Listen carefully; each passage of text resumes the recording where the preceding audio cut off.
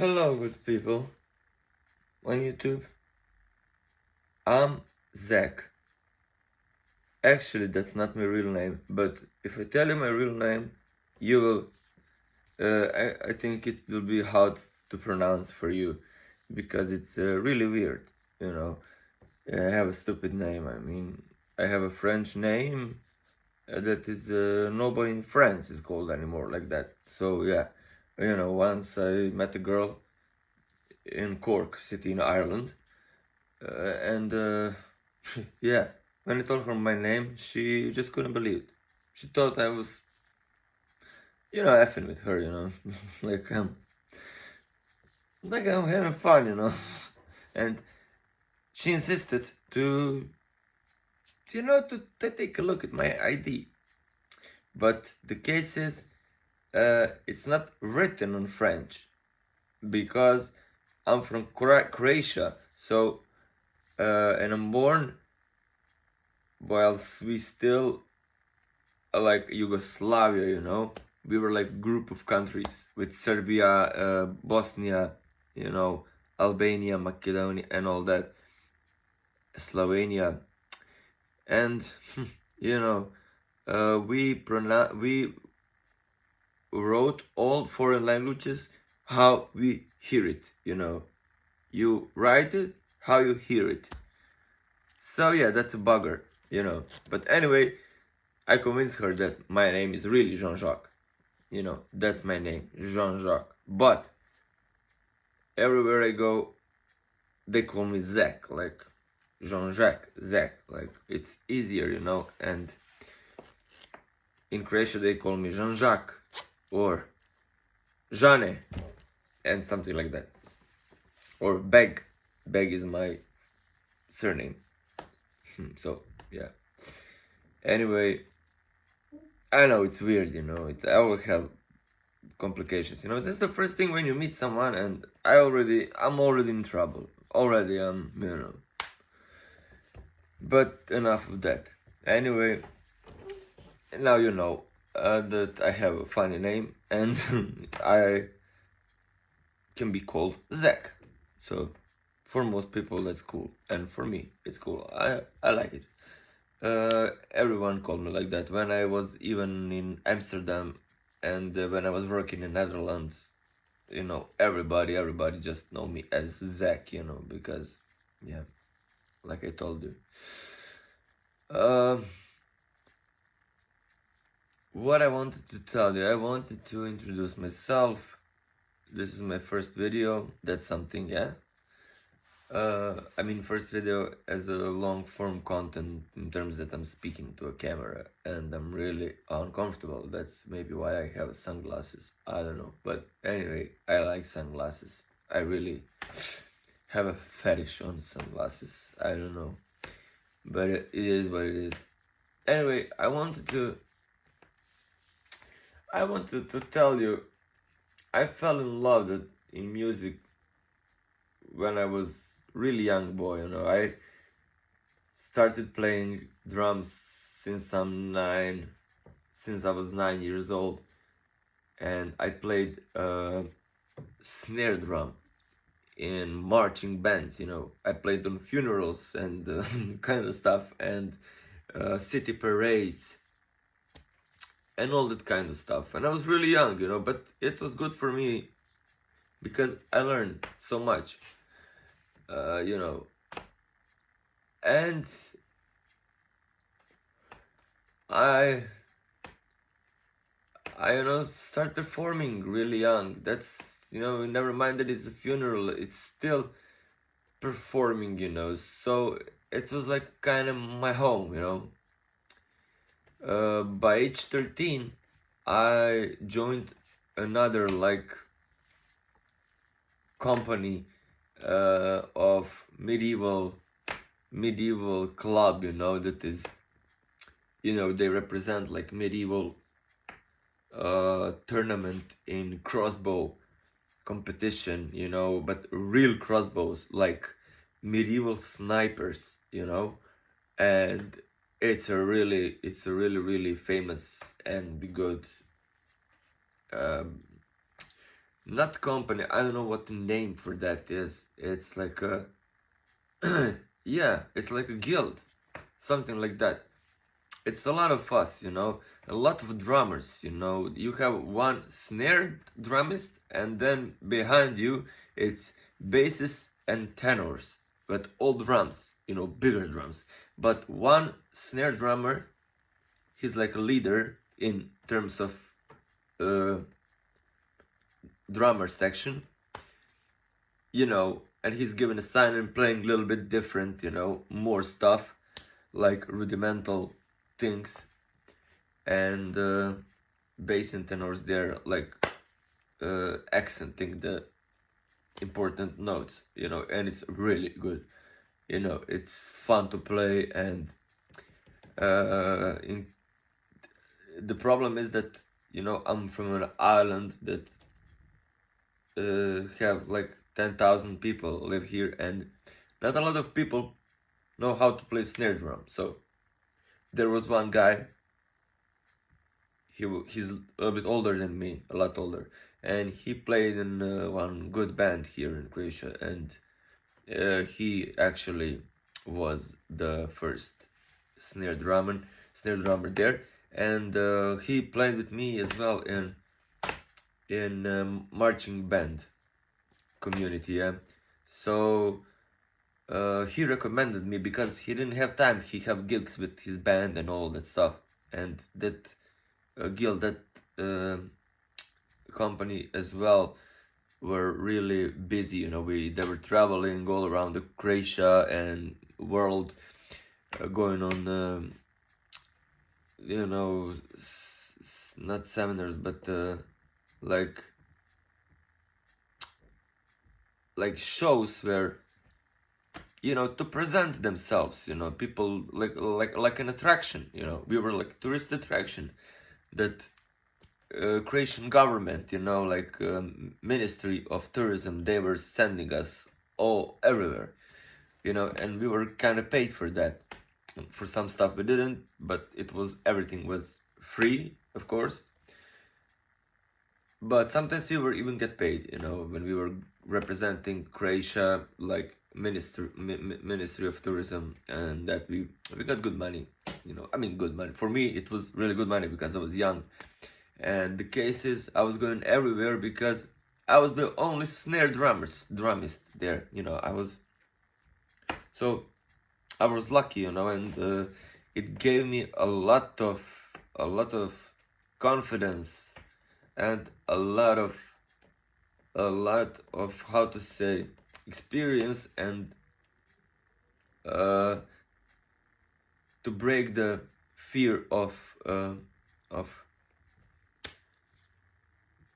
performing, you know, of performance, and, you know, responsibility when you're performing, because, you know, everyone is looking at you when you're a snare drummer, when you need to stop, when you need to go somewhere and to prepare the look and the, you know, map of the tournament, where everyone will stay, like logistics, you know. Logistically, you need to listen the lead guy who is giving signals. You need to follow that, and then you translate that to your drummers, and they need to follow you with certain rhythms, and it's really a bit sophisticated, you know. But you know, when you're young, you learn quickly. It was like a second nature to me, and that was really fun and really good for me. So since 13, I joined that group, and eventually when I was like 15, 16, I even became a teacher, like for the new generations that will be playing basses and tenors, tenor drums and bass drums, because there was a lot of material to learn, and to learn them how to play properly, you know. But no one could learn the snare drum, you know. It really needed some skills. Yeah, you need to really practice, like rolls and double stroke rolls, if you know what I'm talking about, the paradiddles and paradiddles. Yeah, so that was the that was fun. Eventually, you know, I was in high school then, and I met some people that uh, were like-minded with me in the matter of music. What we listened to, started listening Led Zeppelin. That was my first band that I was like. Before that, I was listening Tupac and Eminem, and that's cool. But I liked it, and I still today I love it. But when I discovered, you know, some bands where the real drums are played in a certain way, yeah, because in the marching band we didn't only have snare drums, we had the whole battery, whole drums, because sometimes we had concerts as well, and you know, that guy that had band, he was also there with me, so I was like supporting him with snare drum, but eventually I needed to play the battery drum, so I learned how to play whole drums, and I fell in love with it. Oh man, you know, that was only thing I was thinking about. You know, I was there uh, and I didn't have drums. Drums were expensive, you know. I never had the drums, and I was going there. You know, they gave me the key so I can go there and practice. You know, I was in love with drums, you know, and in music, and I met like-minded people, and they were a little bit older than me, but we were friends, you know, and we wanted to make a band. And I gone through some shit, some bull BS stuff. So yeah, I don't want to go right now into that, but yeah, when I finished with that, um, I made a band with them, with my friends. But I started playing guitar when I was 16. No, 16. Lying. 15? Yeah, 15 years old. Maybe 14 I started playing like just I wanted for fun, like, but then 15 I started to play a little bit more serious, you know. I wanted to learn, you know, some proper songs, you know. After that, all that stuff that happened, in meanwhile I was practicing guitar and all that, and then when I was like 17, yeah, then I started the band with these guys, and because no one played guitar, and I started playing like kind of okay, because I bought electric guitar and I couldn't really solo, like improvising and that kind of stuff, you know, but I could learn a solo and, you know, copy it and change it a little bit maybe, but yeah, of course it didn't sound like original, so it was already changed. No matter how I played it and how much I tried to copy it, it was always, you know, like a little bit different. But we were having fun, man. It was the best time. We made in my garage, in my second house of my father in the village, you know.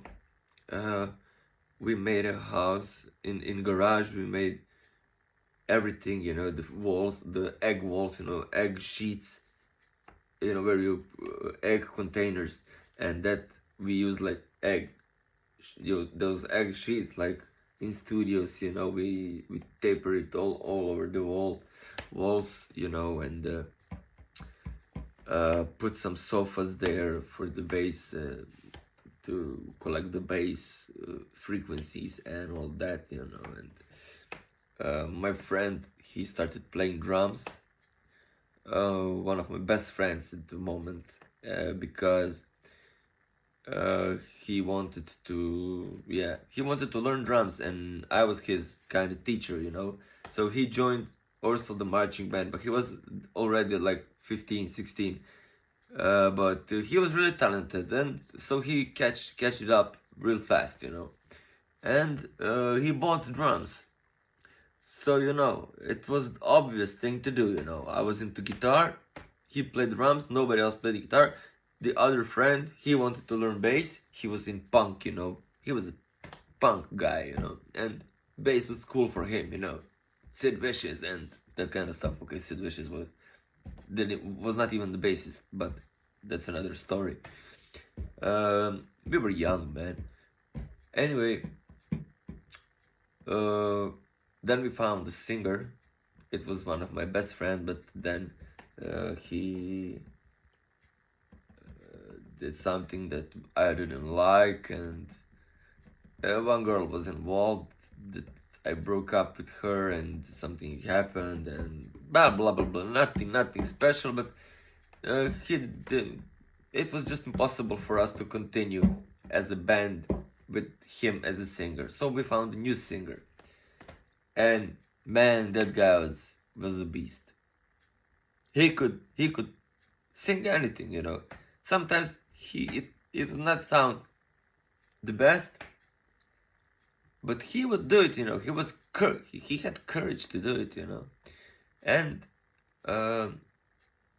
some songs that were not that were in his domain, like in his range,